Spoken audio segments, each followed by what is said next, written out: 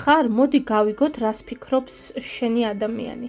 პირველ რიგში აქ მოვიდა პიროვნება, რომელთანაც გაკავშირებს წარსული, რომელთანაც გეგმავდი ბედნიერ ცხოვრებას ღრმა სიბერემდე. ერთმანეთის გარეშე ვერც კი წარმოგედგინათ ცხოვრება და არსებობა საერთოდაც. კი ბატონო, სინდისი ქენჯნის ამ ადამიანს, რადგანაც დაკარგათ. თქვენთვისაც უზომოდ მტკივნეული იყო და არის ამ ადამიანთან განშორება, მისი ხმის ვერ გაგონება, მისი შეგრძნება, ჩახუტება ამ ადამიანის ცხოვრებაში, რომ აღარ ხართ და ისიც რომ არ არის, მიუხედავად ტკივილისა, თქვენთვის ორივესთვის ეს არის საოცრად მძიმე. აქ არის წარსულიდან პიროვნება, რომელსაც თქვენ ვერ ტოვებთ წარსულში.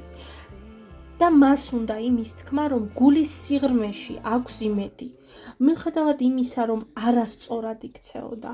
აი თქვენ შორის არის ფიზიკური დისტანცია, სულიერი დისტანცია, გაიყო თქვენი გზები, მაგრამ მიუხედავად შეცდომებისა, ვიღაცასთან ეს იყო ღალატი, ვიღაცასთან ეს იყო ტოქსიკური ოჯახის წევრი, რომლის გამოც ვერ შედგა თქვენი წყვილი, ვერ შედგა თქვენი ოჯახი.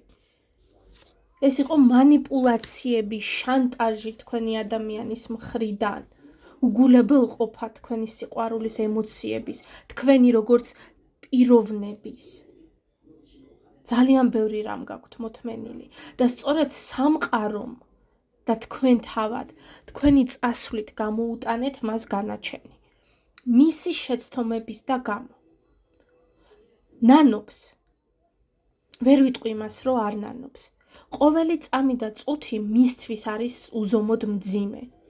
ძალიან ბევრი აქ მოსული ადამიანი განიცდის და უნდა გამოსწორება, უნდა რომ მისცეთ შანსი, რომ ის თავდაპირველი გეგმა, რაც გქონდათ ოცნებები, ღრმად სიბერემდე ცხოვრების, განახორციელოთ, რომ იპოვოთ ორივემ თქვენს თავში ის თავდადება, ის სიყვარული, ის ურთიერთგაგება და გადმოდგათ ერთმანეთთან მიმართებაში ნაბიჯი, იმიტომ რომ გულის სიღრმეში ეს ადამიანი ოცნებობს, წარმოდგენა აქვს, აი ფანტაზიებში ძილის წინ, ყოველ დილით გაღვიძებისას, თქვენს ნახვაზე, ერთად ყოფნაზე.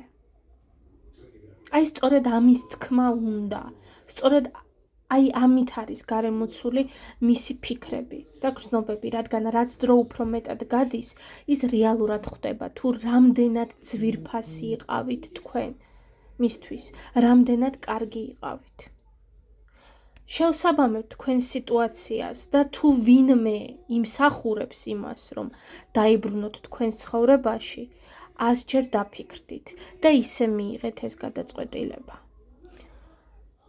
თუ ვიღაცისთვის არ არის გვიან და სიყვარული კიდევ ცოცხალია და თუ ფიქრობთ, რომ არა და ეს ადამიანი უნდა დატოვოთ წარსულში, მაშინ დატოვეთ. რადგან ვიღაცისთვის არ პატიებაა სასჯელი, ვიღაცისთვის კი პატიება. სიყვარულში გეცხოვროთ და თქვენ, ვინც ვერ აფასებთ, როცა გყავთ გვერდით მოსიყვარულე ადამიანი, გამოფხიზლდით, რადგანაც ეს ყოველთვის ასე ვერ იქნება. და ნუ მიიღებთ სხვის სიკეთეს, სიყვარულს და სითბოს, თითქოს დაიმსახურეთ.